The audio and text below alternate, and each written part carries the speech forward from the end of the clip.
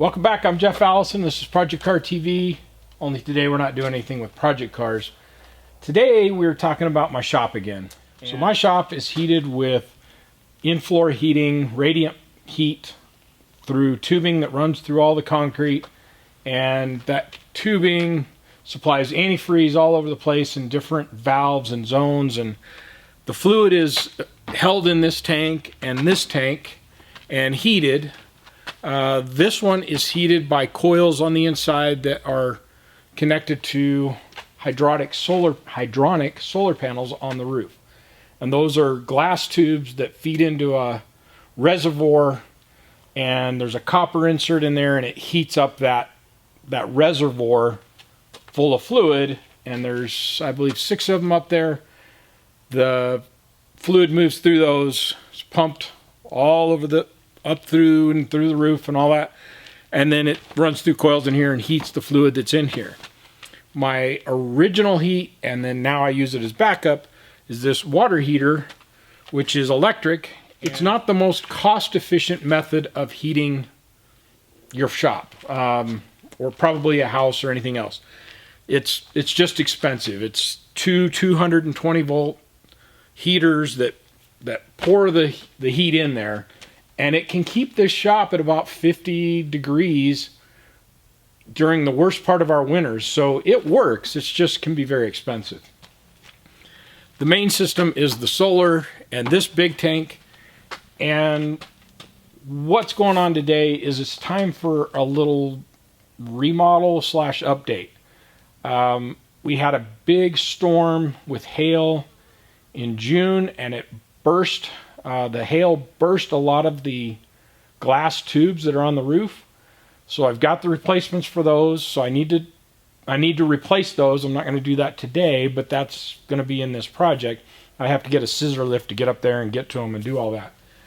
But one of the other sides of that is, so you have 2 sealed systems: the solar system that's heating this fluid, and then the system that is the fluid that's around those coils, the fluid that's in this tank, and the fluid that's in the floor, and all of this plumbing and control.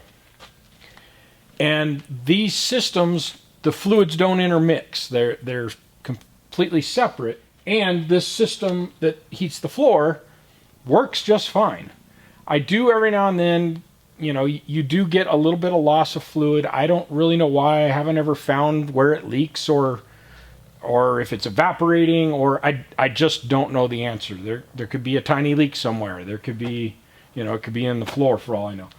But maybe twice a winter, well, really twice in the whole year, because I don't run it during the summer, I may have to go in and add a little bit of fluid. And that's why you see these garden hoses here and the buckets. I don't even know if you can see the buckets, but I have 2 5-gallon buckets down here with pumps. And occasionally you'll start actually hearing the pumps running, which kind of has let me know over time that there's air in the system. And I've had a couple different plumbers look at it, one of them being my son-in-law, and just his comments, he's like, yeah, you really need to fix the little, you could have air getting in here because some fluid has leaked out, and that's dripped down here and that. And then on this valve, we're seeing a little bit of the same thing. There's some fluid coming down and leaking, and he kind of looked at it and he's like, it's probably here, change this fitting, reseal it, whatever.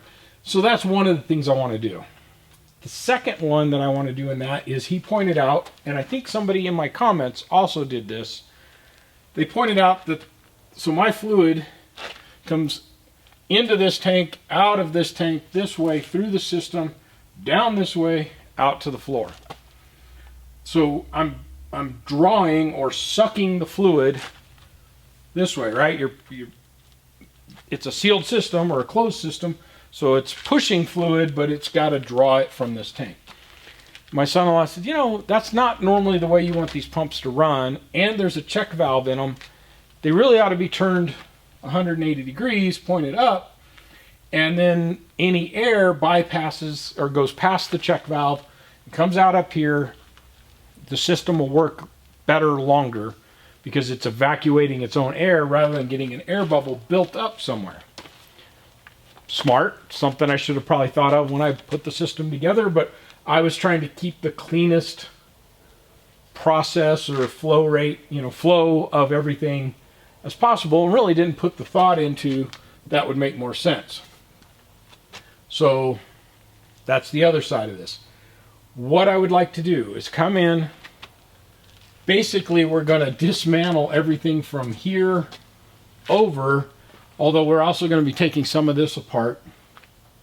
I had put in this bypass line back here, which is used typically on water heaters to prevent the water heater cycling all the time, and it's not working the way I wanted or the way I envisioned. So we're going to be taking some of these components out, simplifying the system a little bit. Probably going to do something similar, but I'm going to do it from this tank to this side so that I can put just put a valve in there that I can bypass a little bit. Kind of drew all this up at the end of last winter, right at the end of the last winter. Ordered all the parts in, and then I never did anything with it. And so now it's nearly October 1st, which is about when I normally try and run this whole system for the rest of the year and into next year. And I'm like, if I got to go up there and fix panels, and I've got, when those panels burst, the power was out for a long time. And so the system, when the sun came back out, there was no power for the pump to run the solar out of, or run the fluid through the solar panels and heat this tank up. And instead, it just cooked the fluid that was in the panels. Overpressure valve or whatever it's called up there opened, did its job, and basically turned all the antifreeze into steam. And what didn't turn into steam just started raining down, and so we used up 3, 4, 5 gallons. So I ended up just draining the system, which I normally do later in the summer, but didn't get the opportunity. And the only reason I do it is because I don't have it hooked to my swimming pool, which is the other intent. There's lines that go out, feed a heat exchanger that goes to the swimming pool. And that was the other intent of this whole system, is all winter long it would heat the shop, all summer long it would heat the swimming pool. And pieces have never gotten hooked up, and because we lost power, issues happened. And so there are things that I want to do here. I know that's a lot of talking. So the things I want to do here, and the short order is, while the system is not needed yet, and I don't have the scissor lift to fix the solar side of it, I'm going to take the opportunity to go ahead and replumb the floor side. And as I do that, I can correct the few things I don't like about my solar side, and then put the new tubes in the panels, add the fluid, and get the whole system up and running for the year. So that's what this video is about, is the remodeling of my in-floor heating system. I will basically just time-lapse me taking all this apart and rebuilding it, and then go back and discuss what I did and why, for the flows and directions and all that. So that maybe those of you who watched the first video a couple of years ago about heating your shop with a $200 water heater, I really did I got it off of I think Craigslist or Facebook Marketplace. Guy was asking $250. I offered him $200. He took it. I paid $200 for a nearly new or barely used water heater. One of the other things I want to do is, while I've got this system deep, it's not pressurized. I think it has 4 or 5 psi in it, but I want to change out the anode rod or whatever it is in here that keeps it from rusting out. So I want to go ahead and get that changed out, because I didn't do it when the system was new. It was recommended in a couple of the comments. I mentioned to my son-in-law. He's like, oh yeah, you want to do that, every couple of years, just to protect the thing, once every 5 years or something. So I'm going to go get one for this and my home water heater and do those at the same time, just because, hey, if I'm doing one and I'm making a mess, I may as well just make all the mess at once. Anyway, I will go over what I changed and why and where. We're going to get whatever's, I think it's just right here that's got a little leak. It's just every now and then you'll see a drop here. And then this side over here, I don't know exactly where the leak is. It's probably under this, in that top valve or something. I don't want to correct that. Other than that, the system has worked pretty well. I am in the process of redoing the controller, and I'll probably have to make a separate video on it. Basically what I've got is a small microcontroller, and I'll get you the brand and model and all that stuff at some point, and a screen and everything. And the idea is that this is very simple. It only looks at the floor and the temperature that I'm asking for. It doesn't care whether there's any hot water in this tank or hot antifreeze in that tank. It doesn't care if the solar system is working or not. It doesn't care if it's day or night. It just says the floor's not at this temperature, turn the pump on. Floor's at that temp, turn the pump off. That's maybe okay if you have a gas-fired or some other boiler system that will always provide heat, and you know, on the rare occasion when you don't have power or gas or something, okay, fine, it doesn't work. But it's not even smart enough to know that the fluid that you're pumping into the floor is cooler than the floor, so just turn off. So I've got a microcontroller and a new screen, and I bought a box, and I'm going to mount all this stuff, and I'm going to make my own, mostly because I just wanted to learn something new. I'm learning how to program it and everything else, and the fact is, with the chat GPTs and all these AI systems that have really become available to you and I as the public, I'm getting all the programming, or not all of it, but most of the programming done by that GPT system, that AI, and then I'm just testing it on my system, and I'm getting close to having a functioning system that can look at temperature of the floor, temperature of the fluid, is it sunny outside, is the solar system working, has anything failed, oh hey, this is not working, okay, then open this valve and push the hot fluid to the swimming pool. Or it's going to be really cool if I can get the whole apparatus working. But for now, with this controller and my temperature outlet thing here that does actually look at the temperature in the tank and then turns on and off, so the system will tell the floor, hey, it's cold in the room, heat the floor up, and it'll ask to turn the pumps on, and I put this in the system.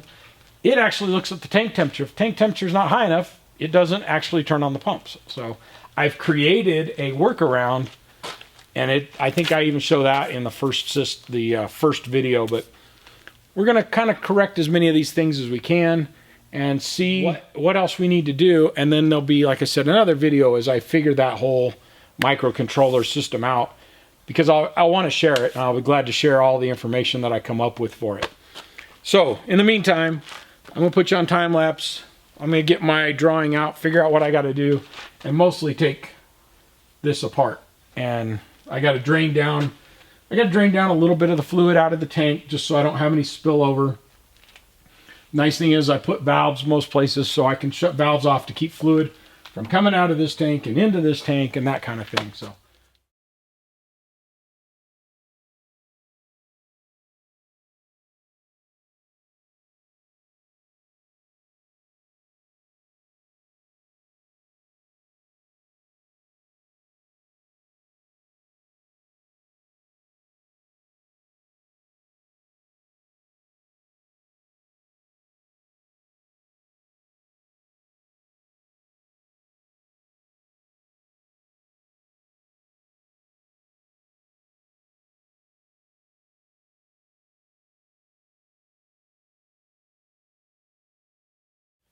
alright guys, well, you're going to have seen some time lapse, and a lot of that was me walking back and forth to either the saw to cut copper and then deburr it, or going and looking for a fitting. And in the end, I probably gave you a whole minute's worth, and then I was like, that's just going to be boring. So I stopped. So anyway, what I'm going to do is just what I'd planned to do anyway, is explain what I've got going on here. The system is put back together. I started putting some fluid back in it, but I didn't have quite enough because of, you know, you get some loss. It ends up on the floor a little bit. And I have ordered some test strips to test how good the antifreeze is, you know, what temperatures it's good to. So I've got some more antifreeze coming, and I've got those test strips coming. They're both supposed to be here late today or tomorrow. And as that arrives, then I'll kind of cut back to this and we'll get the system filled up. But basically what I've done is the returns from the floor are now going to come into the bottom of the pump, and the pump is pumping uphill now. Then it goes through, everything ties in here. This is a leg for a third pump, and I have the flanges, and in fact the third pump that I bought is actually on the solar system now up here. I needed a bigger pump, but when I started running the numbers, this was the pump I needed for that as well, so I just took the one that wasn't in use rather than buying another like $600 pump. When I first bought these, they weren't that expensive. They were in the $300 range, but they've really gone up since then. Although I have started noticing some of the prices are starting to come back down again. So whether that's the economy stabilizing, the dollar stabilizing, or the fact that it's not a shortage of supply out there, I don't know. I'm no economist to do the math, but it looks a little better on that front. So the fluid's going to go up, across, and I just reused the system I already had here, with the exception of I took off whatever fitting I thought was leaking. I can't remember which one of these it was. Probably that one. Or no, it was this one here. This was the fitting I thought was leaking, and so I took it off, cleaned it out, and I actually swapped it out. I had a 1" by 1" with then a reducer in it, and in my box of parts I had a 1" to 3/4, so that simplifies that, takes one fitting out of the system. So that's there. Anyway, so the fluid then comes over here. This is an air vent, and then this side lets a expansion chamber, and then this is a vent in case it over temps. Fluid comes down. This again is a piece I reused from down here, but I needed to get the leg over out of the way so there'd be room in here for another pump and everything else. Goes down, and then it ties in down here and goes to the return. And that easily could have just gone across and down or whatever. But one of the things I added in this is a mix valve here, and that takes the hot fluid coming out of here and headed out to the floor. That takes it and mixes in some of the return fluid, because I've noticed last winter, especially as the solar panels, as the sun goes down and the solar panels aren't doing their job anymore, that side of the system shuts down, but you're still pumping fluid out to the floor, bringing the floor, or maintaining the floor temperature. But a lot of times the fluid coming back has not had all of that heat extracted from it, and so you're dumping that heat back into this big tank that is slowly cooling off, and you're normalizing that temperature. So rather than do that, I wanted to be able to bypass some of that fluid back into the floor, and we store more of the hot fluid and use some of the returning fluid to go back to the floor. So how well that'll work, I don't know, but I've tried this system. This is the third, re-plumbing, if you will. The first time it was just to kind of make things flow a little better. This time it was to get the pumps pointed the right direction, and so air could travel up. And so I think we're finally in a good place for all of that. It's a little confusing with the way it wraps around, but it's pretty clean. So then anyway, the fluid goes down to the return. Some of it comes back through the mix valve and then goes to the other side of this tank and feeds the volume of this tank. And then the coils that are inside this tank are fed or heated and transferred heat via the solar system.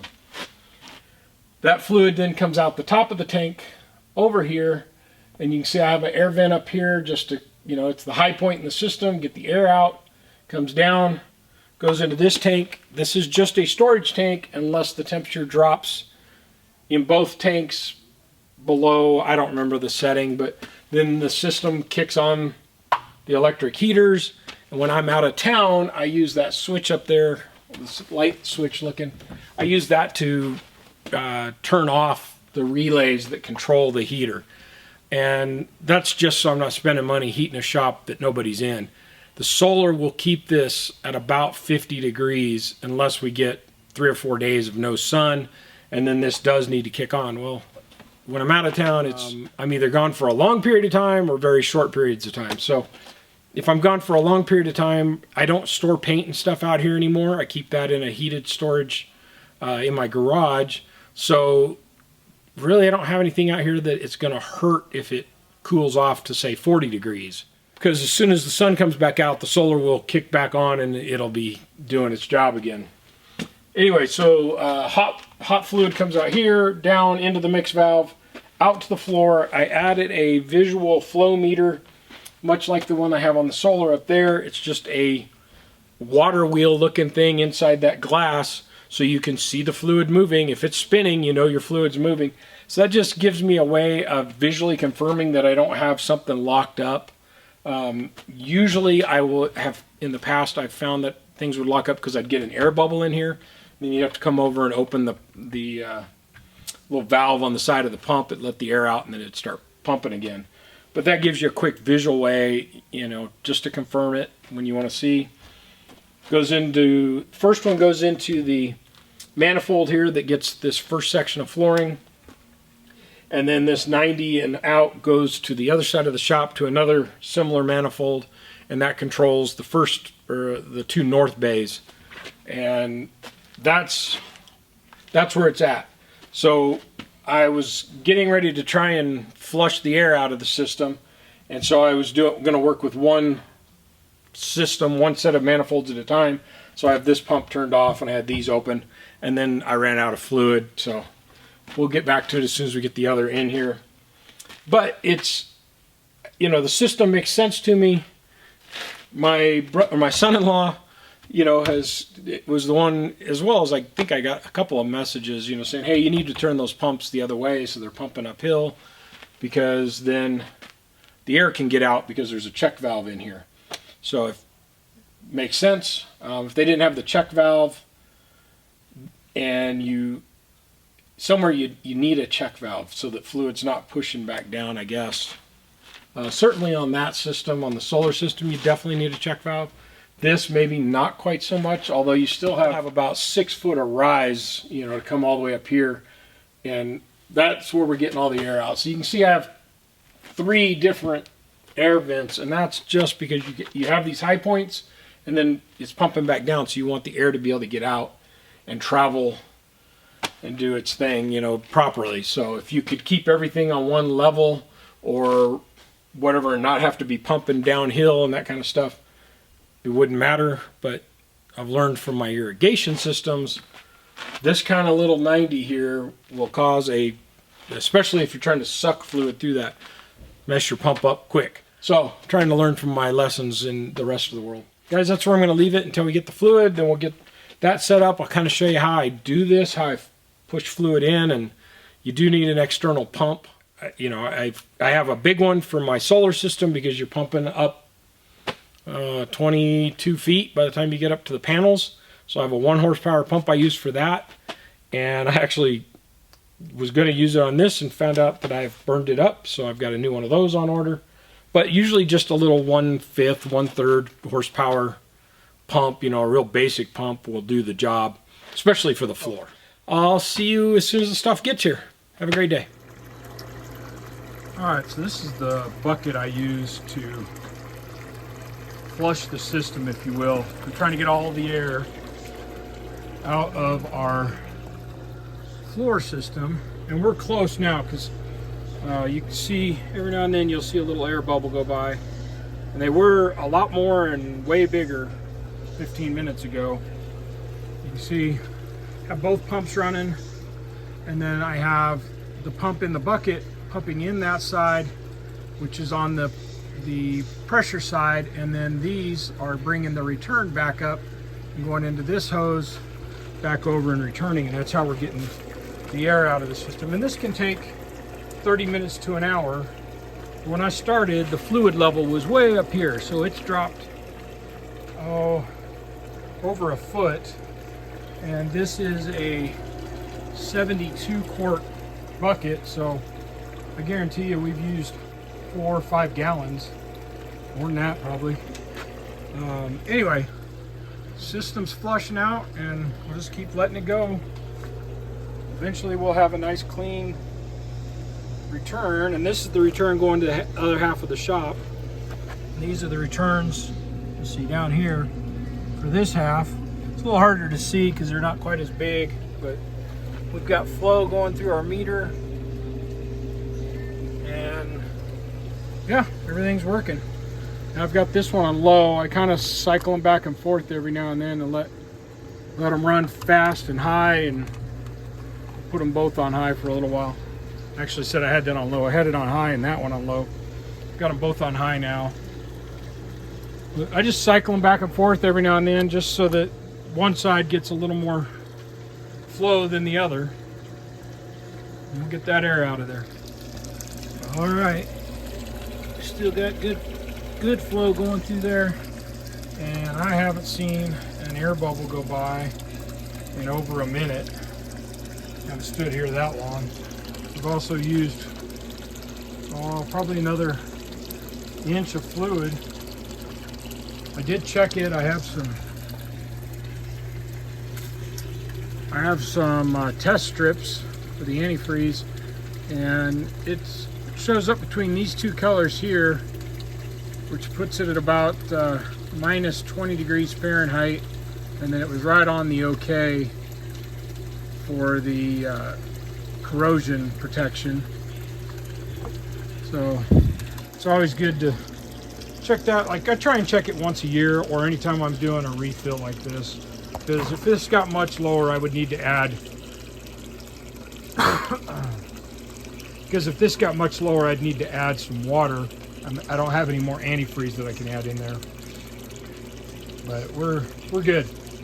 So I'm gonna let this run another 5 or 10 minutes just to be certain, and then I'm gonna go ahead and